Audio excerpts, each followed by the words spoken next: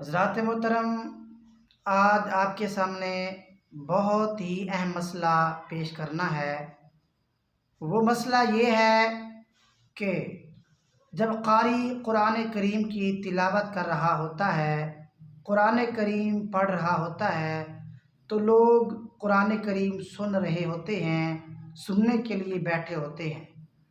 अब एक शख्स ने ये बोला कि इस वक्त जब कारी कुरान करीम पढ़ रहा है तो सुनने वालों को सुबहान अल्लाह, माशा अल्लाह, सुबहान अल्लाह यानी सुबहान अल्लाह की जो दाद दी जाती है, इस तरह सुबहान अल्लाह कहना चाहिए या नहीं कहना चाहिए।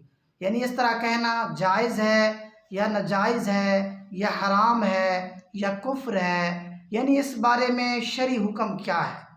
यानी एक शख्स ने ये बोला कि मैंने सुना है कि इस वक्त इस दौरान यानी जब कारी कुरान करीम की तिलावत कर रहा होता है तो उस वक्त खामोशी के साथ कुरान करीम सुनना चाहिए, सुबहान अल्लाह की दाद देने से भी परहेज़ करना चाहिए, बचना चाहिए।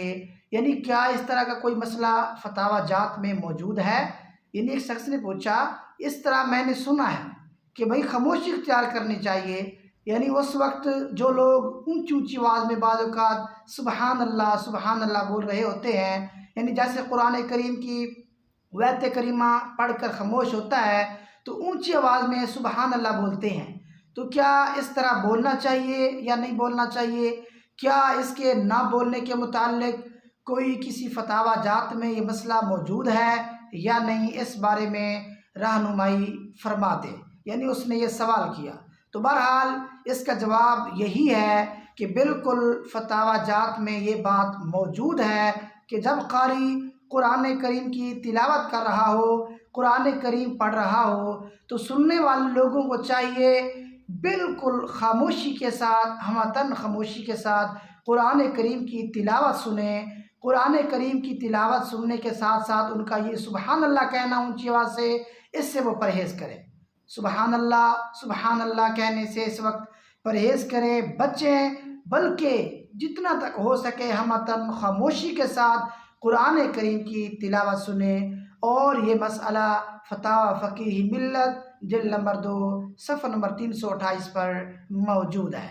अल्लाह तबारक व तआला हमें सही तरीके से मसाइल सीखने की, समझने की और उस पर अमल करने की तौफ़ीक़ अता फ़रमाए।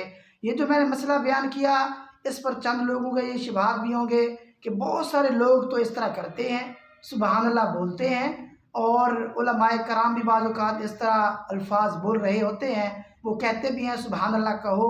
बहुत सारे लोग इसमें सुबहान अल्लाह कहते भी हैं। तो अब हमें क्या करना चाहिए?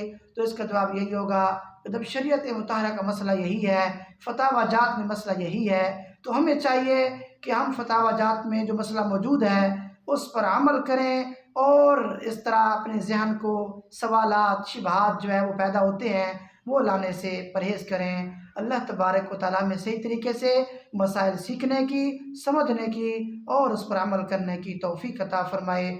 आमीन या रब्बल आलमीन।